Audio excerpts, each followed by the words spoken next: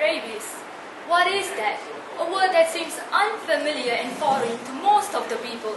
Rabies is a threatening, dreadful and vicious disease that causes encephalitis, which is the inflammation of brain in humans and other mammals.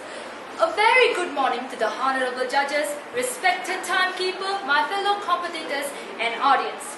My name is Kirtana and my speech today is Rabies, a deadly disease and global health concern. Ladies and gentlemen, before I go further into my speech, I would like to share how I came across of what rabies is. The other day, I was scrolling through Facebook when I found an article about a disease called rabies. The article's title was Rabies, What You Should Know. The title really intrigued me as I had zero knowledge on what rabies is at that point of time. That's when I found out how much of a deadly disease rabies is, and the disease is virtually 100% fatal once symptoms set in. After reading the article thoroughly, I find a YouTube link attached to it.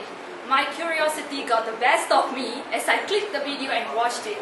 It was one of the most treacherous things I had watched, as it shows how much of a struggle a person who is infected with rabies go through. You see, the main reason I joined this public speaking competition is to share to the people that absolutely has zero knowledge about rabies, just like me earlier, on how much of a dreadful disease rabies is and to create consciousness about this situation. Ladies and gentlemen, the fatality of rabies is very extreme, that it causes 60,000 human deaths annually in over 150 countries, with 95% of cases occurring in Africa and Asia. Due to underreporting and uncertain estimates, this number is likely a gross underestimate.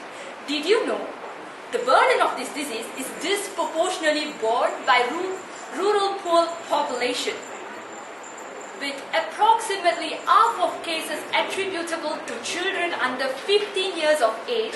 In up to 99% of cases, domestic dogs are responsible for rabies virus transmission to humans.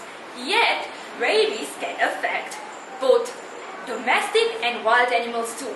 It spreads to people and animals via saliva, usually through bites, scratches, or direct contact with mucosa, example eyes, mouth, or open wounds. My dear viewers, the tenor of rabies has more to come when the symptoms start to appear. The first symptoms of rabies may be similar to the flu, including weakness or discomfort, fever or headache.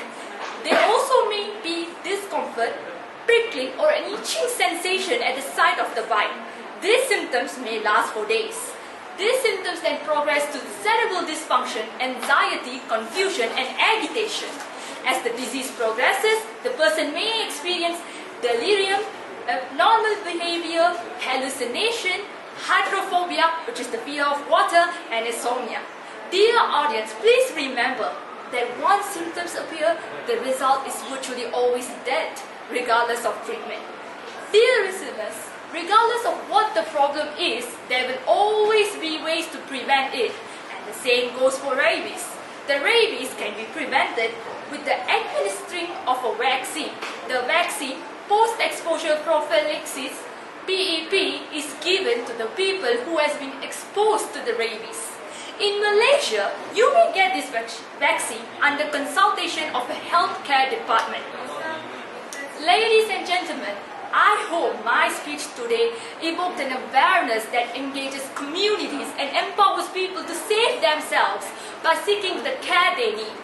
Please bear in mind that rabies is a medical urgency, not an emergency. Decision shall not be delayed.